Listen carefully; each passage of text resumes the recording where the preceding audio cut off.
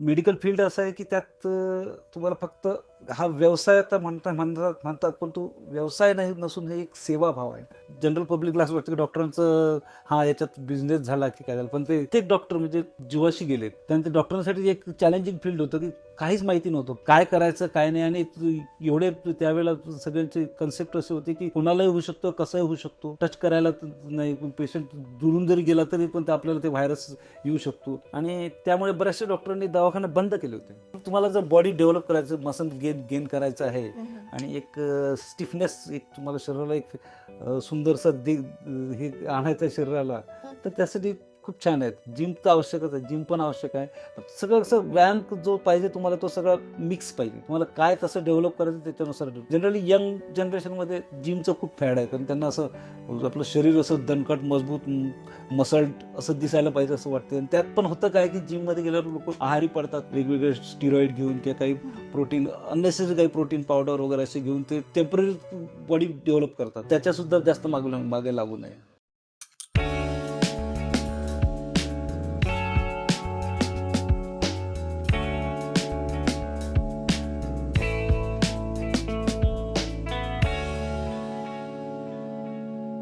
नमस्कार. राहुल देवकते प्रॉडक्शन्समध्ये तुमचं स्वागत आहे. आणि जाणूया स्वतःला या सिरीजमध्ये आजचे आपले गेस्ट आहेत डॉक्टर राजेंद्र चव्हाद सर. डॉक्टर सरांना 41 वर्षांचा अनुभव आहे मेडिकल फील्डमध्ये, आणि रिसेंटली त्यांना देहू डॉक्टर्स असोसिएशनद्वारे धन्वंतरी पुरस्कारांनी सन्मानित केलं गेलं आहे. आणि त्याचबरोबर ते पॅशनेटली मॅरेथॉन रनरसुद्धा आहेत.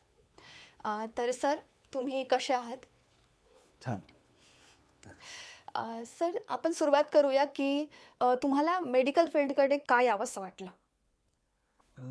तसं आमच्या वेळेला कसं होतं की आधीपासूनच ज्या काही प्रचलित व्यवस्था होत्या त्यात डॉक्टर्स, इंजिनियर, वकील किंवा टीचर ह्या थोड्याशा म्हणजे एक प्रतिष्ठित समाजात समजल्या जाणाऱ्या अशा ज्या काही फील्ड होत्या, त्यामध्ये डॉक्टर फील्डला थोडंसं जास्तच प्राधान्य होतं. आणि त्या व्यतिरिक्त सुद्धा मला कसं की सुरुवातीपासूनच विज्ञानाबद्दल एक वेगळं आकर्षण होतं. प्रत्येक गोष्टीत लहानपणापासून मला जिज्ञासा होती की हे का होतं, कुठली गोष्ट हे का घडली, कशामुळे झाली, ते असं वैज्ञानिक दृष्टिकोन माझा लहानपणापासून होता. आणि मेडिकल फील्ड असं आहे की त्यात तुम्हाला फक्त हा व्यवसाय आता म्हणतात पण तो व्यवसाय नाही नसून हे एक सेवाभाव आहे. त्यावेळेला मला खूप असं वाटायचं की लोकांची आपण सेवा केली पाहिजे. आणि माझ्या वडिलांना सुद्धा अस्थमाचा आजार होता. आणि ते मी रात्र बघायचो त्यांना की रात्र ते अतिशय म्हणजे म्हणजे मरणोत्प्राय यातना त्यांना होत होत्या. असं वाटत नव्हतं की आज रात्रीतून आहे तर उद्या सकाळी काय होईल, एवढ्याच त्यांना यातना होत होत्या. आईला सुद्धा मायग्रेन, व्हॉमिटिंग वगैरे असे काही अजून ते त्यांचं बघून पण मला वाटत होतं की मी स्वतः डॉक्टर होऊन यांचा आजार कधी नीट करतो. त्यामुळे मला प्रेरणा अशी निर्माण झाली की डॉक्टर व्हायला पाहिजे. ओके, तुम्हाला पर्सनल अनुभवातून इन्स्पिरेशन मिळालं की तुम्ही सर, आता तुम्हाला 41 वर्षांचा अनुभव आहे. तर तुम्हाला कॉमन मिसकन्सेप्शन असतात पेशंट्समध्ये हेल्थ रिलेटेड, तर ते तुम्हाला काय वाटलं की अ, हे असंच असतं किंवा तसंच असतं असं विचार करतात पेशंट्स? हां, तर कसं की सगळ्यात महत्त्वाचं म्हणजे लोकांना असं वाटतं की आपल्याला सगळं कळतं. आपलं डॉक्टर काय फक्त गोळ्या औषध लिहून देतात, आणि कुठल्याही गोळ्या औषध डॉक्टरने लिहून दिलं काय ना, आपण काही वर्ष आपण जर त्याच गोळ्या घेत असलो तर आपल्याला जवळजवळ त्यातलं सगळं कळतंच. त्यामुळे ते पर्सनली जाऊन म्हणजे without prescription, without doctor consultation medicine घेणं हे सगळ्यात कॉमन हे आहे. आणि त्या व्यतिरिक्त काही काही आपले जुने आजार असे आले, म्हणजे समजा कावीळ असो किंवा आणखी बरेचसे काही आजार असे आहेत की त्यांना लोकांना वाटतं की त्याच्याबद्दल डॉक्टरकडे जाऊच नये. ते आपोआप नीट होतात किंवा ते डॉक्टरकडे गेलं तर ते आजार नीट होत म्हणजे वाढतात, नीट होण्याच्या ऐवजी ते वाढतात. जसं आणखी एक मिरगी म्हणतो आपण त्याला, सीझर्स जे झटके येतात, फिट्स फिट्स म्हणतो आपण त्याला. तर त्यात सुद्धा लोक असं म्हणतात की बस फक्त काय की एक काहीतरी चप्पल द्या, दातात काहीतरी चमचा ठेवा. पण हे खूप रिस्की असतं ॲक्च्युली. तर ते तसं करायला नको. आणि ह्याच प्रचलित याच्यात लोक राहतात की यासाठी डॉक्टरकडे जायची गरजच नाही. आणि सगळ्यात महत्त्वाचं म्हणजे असं मला भूत लागलं, देवा देवाचाच आजार आहे, म्हणजे हे काहीतरी मला देवी आली अंगात वगैरे, असले काही पण कन्सेंट असतात. तर त्यामुळे सुद्धा लोकांचे गैरसमज होऊन आजार वाढत जातो. तो आजार कमी होण्याच्या म्हणजे त्या आजाराचं निदान डॉक्टरकडे गेलं तर तुमचं काय एक्झॅक्टली हे काय आहे, आजार काय आहे ते कळू शकतं. पण पेशंट लोक किंवा सर्वसामान्य समाजच आपला असा म्हणजे आधीपासून जे पगडा एक निर्माण झाला होता समाजाच्या मनात की हे काही आजार नाही आहेत, हे वेगळंच काहीतरी आहे. त्यामुळे यासाठी डॉक्टरकडे जायची गरज नाही. दैविक रोग किंवा असं काहीतरी समजतो किंवा बाहेरचं लागलं, भूत लागलं, हे असं समज. ह्या काही गोष्टी मी ज्या वेळेला मेडिकल फील्डमध्ये सुरुवातीला आलो मला तेव्हा लक्षात आलं ह्या सगळ्या अशा गोष्टी. सुरुवातीला मला खूप स्ट्रगल केलं की लोकांच्या मनातून हे सगळं काढायचं कसं आणि त्याच्या मागचं सायन्स काय आहे हे कसं समजावून सांगायचं. त्यासाठी मला सुरुवातीला खूप स्ट्रगल झालं आहे. Okay okay. तर सर आता तुम्ही म्हटलं की तुम्ही जेव्हा पहिल्यांदा मेडिकल फील्डमध्ये आले तर तेव्हा अंधश्रद्धेतून पहिले लोकांना तुम्हाला बाहेर काढावं लागलं.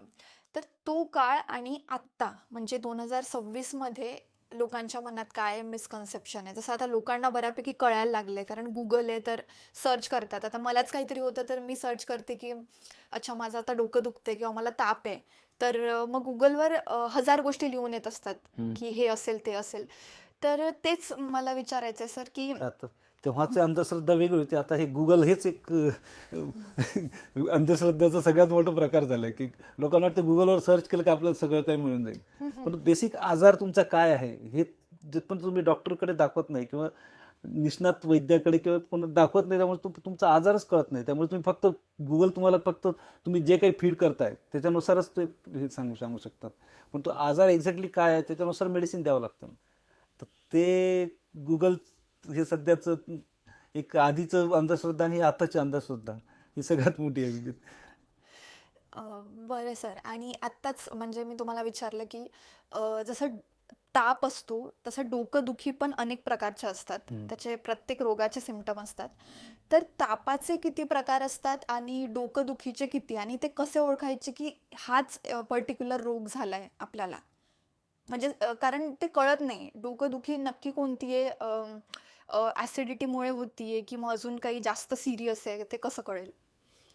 वास्तविकता तापाचे ब्रॉड याच्यात बघितलं तर दोन प्रकार आपण समजू शकतो. एक तर व्हायरल इन्फेक्शन, व्हायरस म्हणजे विषाणू, आणि बॅक्टेरियल इन्फेक्शन.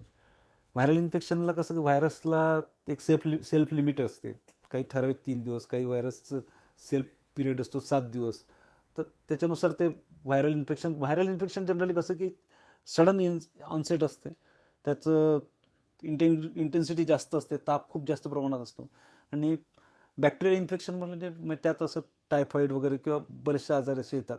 तर ते बॅक्टेरियामुळे होतात. तर त्या व्हायरसला ॲक्च्युली किल करायला अँटीबायोटिकची तशी काही गरज नाही आहे.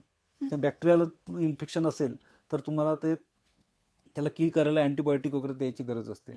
तर ते कुठल्या प्रकारचा तुम्हाला आजार आहे, किती दिवसापासून आहे आणि त्या तापाचं पण प्रमाण कसं आहे. म्हणजे कधीकधी दिवसाआड येणारा ताप असतो, तो जनरली मलेरिया वगैरेमध्ये असते किंवा टायफॉईडमध्ये माइल्ड फिवर असतो पण तो त्याचं लॅडर स्टेप असतं, म्हणजे थोडं चढ उतर असं असतं त्याचं. तसं ह्या काही लक्षणावरून आपल्याला तो आजार ओळखावा लागतो. आता आधी तर आम्ही फक्त लक्षणावरूनच आजार ओळखायचो बरेचसे. तर ताप आहे, ताप हे फक्त लक्षण आहे, हे काही आजार नाही. ताप येणं म्हणजे तसं एक चांगलं सिम्पटम आहे. म्हणजे चांगलं म्हणजे इन द सेन्स की आपल्याला कळतंय बॉडीत आतमध्ये काय चालू आहे. ताप येतो म्हणजे काय की आपल्या शरीरातले जे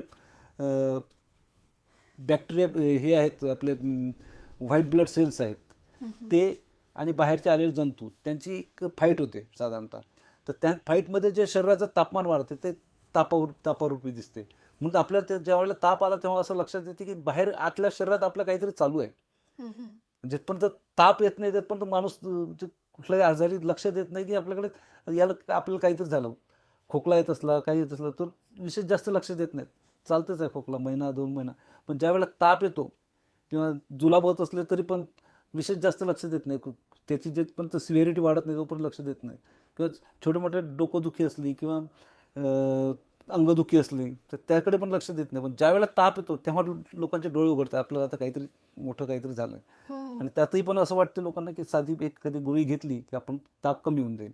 तो ताप तो आतल्यात वाढत असतो. म्हणजे ताप आला की तापाची गोळी ताबडतोब देऊन ताप कमी करणे हे नाही महत्त्वाचं नाही, की तापा कशामुळे येतो ते माहिती करून घेणं गरजेचं आहे. त्यासाठी डॉक्टरकडे जाणं गरजेचं आहे. डॉक्टर तुमचं सगळं स्टडी करतो. त्याच्यानुसार तो ताप कशाचा आहे त्याच्यानुसार तुम्हाला ते गोळ्या देणं गरजेचं असते. नुसतं ताप आला एक पॅरासिटामॉल किंवा क्रोसिन किंवा आजकाल जे कोविडच्या काळात डोलो जी फेमस झाली जसे तसं देऊन ताप कमी तात्पुरता ताप कमी करण्यात काही अर्थ नाही. म्हणून त्याला कशाचा ताप आहे ते जाणून घेणं महत्त्वाचं आहे. त्यासाठी तुम्हाला डॉक्टरांकडेच जायला पाहिजे. काही तपासण्या करायच्या त्या तपासण्यासुद्धा कराव्या लागतात. बरेचदा कसं होतं की काही पेशंट असे येतात की सुरुवातीलाच तपासण्या करूनच येतात.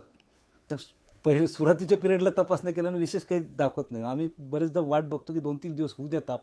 तर 2-3 दिवसात तात्पुरतं तेव्हाचं जे काही त्याचं लक्षणं आहेत त्याच्यानुसार आपण ट्रीटमेंट देऊ शकतो. पण तू खरं अँटीबायोटिक द्यायचं असलं कशाचा ताप आहे त्याच्यानुसार काय ट्रीटमेंट द्यायची ते जर करायचं असलं तर तुम्हाला प्रॉपर आजार माहिती पडण्यासाठी मग नंतर 2-3 दिवसानंतर जर इन्व्हेस्टिगेशन केले तर त्यात तुमच्या शरीरात काय बिघाड झालं तर ते लक्षात येऊ शकतं. ओके. म्हणजे पहिले डॉक्टरांना भेटायचं आणि त्यानंतरच कोणते चेकअप करायचे आहेत किंवा काय गोष्टी आहेत त्यांचं डिसिजन घ्यायचं. सर, आता आपण कोरोना काळाबद्दल बोललो, तर तुमचा कोरोना काळातला काय अनुभव होता? कारण तेव्हा म्हणजे लोक असं 2 ग्रुप्समध्ये वाटले गेले होते. म्हणजे एका ग्रुपचं म्हणणं हे होतं की खूप चांगला बिझनेस होतोय डॉक्टर लोकांचा, आणि एका ग्रुपचं म्हणणं असं होतं की ते खूप हेक्टिक होतं. कारण जागा नव्हती हॉस्पिटल्समध्ये आणि खूप म्हणजे त्रासदायक ती सिच्युएशन होती. आणि मेन मुद्दा हा होता की डॉक्टरला जर कोरोना झाला तर मग कसं? तर तो काळ तुमच्यासाठी म्हणजे कसा होता? तुम्ही तेव्हा काय चॅलेंजेस फेस केलेत? तेच कोरोना काळ म्हणजे ॲक्च्युली कोविड जे होतं ते सगळ्यांसाठी नवीनच होतं. म्हणजे डॉक्टर असो किंवा सायंटिस्ट असो किंवा कोणी असो त्यावेळेलाच सगळं एक नवीनच होतं. त्याबद्दल विशेष ज्ञान जास्त लोकांना नव्हतं. बरेचदा जनरल पब्लिकला असं वाटतं की डॉक्टरांचं याच्यात बिझनेस झाला की काय झालं, पण ते कित्येक डॉक्टर म्हणजे जीवाशी गेलेत. म्हणजे त्यांच्या डॉक्टरांसाठी एक चॅलेंजिंग फील्ड होतं की काहीच माहिती नव्हतं की काय करायचं काय नाही. आणि एवढे त्यावेळेला सगळ्यांचे कन्सेप्ट असे होते की कोणालाही होऊ शकतो कसाही होऊ शकतो, टच करायला नाही, पेशंट दुरून जरी गेला तरी पण आपल्याला ते व्हायरस येऊ शकतो. आणि त्यामुळे बऱ्याचशा डॉक्टरांनी दवाखाने बंद केले होते. परंतु त्यावेळेला मी आधीपासूनच थोडंसं म्हणजे शरीराकडे जास्त लक्ष देणारं म्हणजे हेल्थ कॉन्शियस असल्यामुळे मला त्यावेळेला सुरुवातीला तरी विशेष काही वाटलं नाही. आणि नंतर मग मी बऱ्याचशा डॉक्टरांना स्वतः पर्सनली फोन केले, मेसेज दिले. आमच्या असोसिएशनचे पण कितीतरी डॉक्टरांनी बंद केलं होतं आणि ओव्हरऑल इकडे तिकडे पण आणि मीडियामध्ये पण मी मेसेज दिले की काही काळजी न करा, हीच आपली खरी वेळ आहे की आपण डॉक्टर आहोत आणि आपल्याला समाजाला सुधारायचं आहे, समाजाला नीट करायचं आहे. तर त्यामुळे आपणच जर मागे फिरलो, ॲक्च्युली ते युद्धजन्य परिस्थिती होती. आम्ही ॲज अ फ्रंट सोल्जरसारखे होते त्यावेळेला डॉक्टर.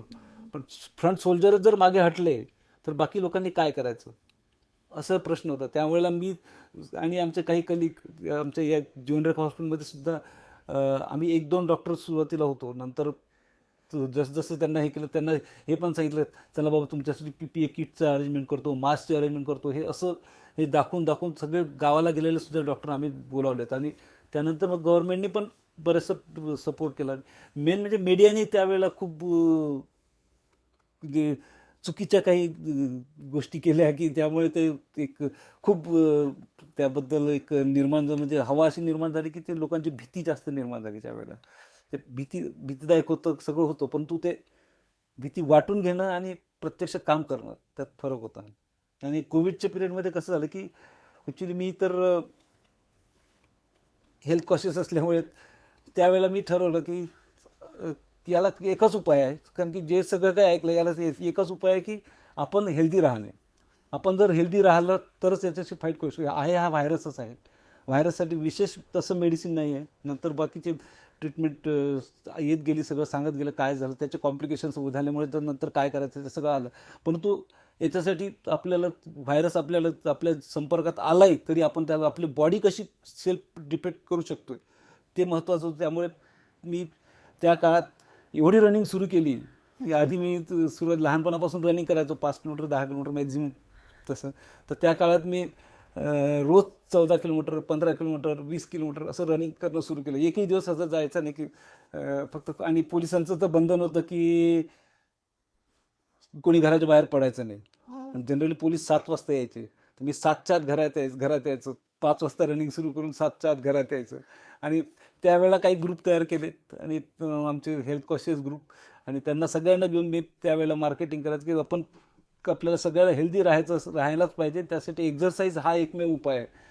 गव्हर्नमेंटने ॲक्च्युली जिम वगैरे ह्या पण गोष्टी बंद केल्यात. जे काही हेल्दी राहण्यासाठी आवश्यक गोष्टी आहेत त्या सगळ्या गव्हर्नमेंटने बंद केल्या होत्या त्यावेळेला.